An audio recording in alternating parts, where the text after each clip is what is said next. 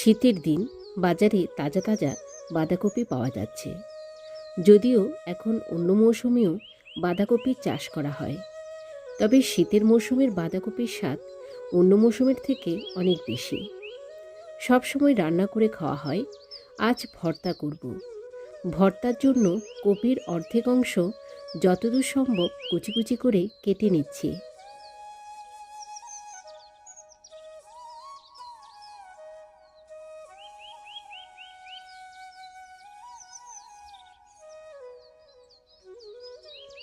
দুইটি মাঝারি আকারের পেঁয়াজ পাতলা পাতলা করে কেটে নিচ্ছি।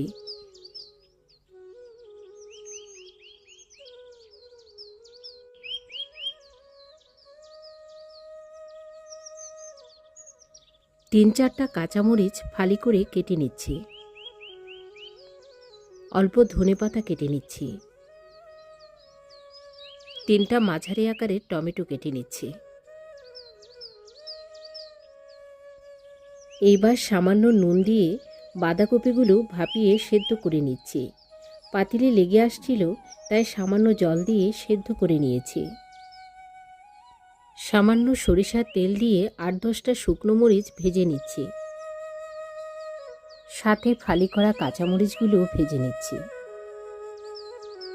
সামান্য নুন দিয়ে ৮-১০ কোয়া রসুন ভেজে নিচ্ছি।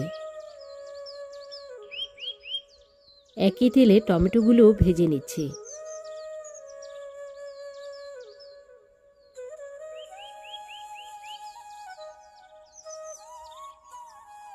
পর্যাপ্ত নুন, কাঁচা পেঁয়াজ, ধনেপাতা কুচি, শুকনো মরিচ ও কাঁচামরিচ ভাজা, টমেটো, ভাজা রসুন সবগুলো উপকরণ দিয়ে এবার বাঁধাকপিগুলো মেখে নিচ্ছি।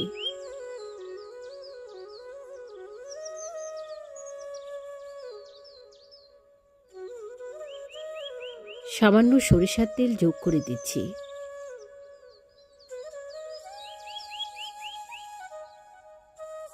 প্রস্তুত আমার বাঁধাকপি ভর্তা। গরম ভাতের সাথে খেতে কিন্তু দুর্দান্ত হবে।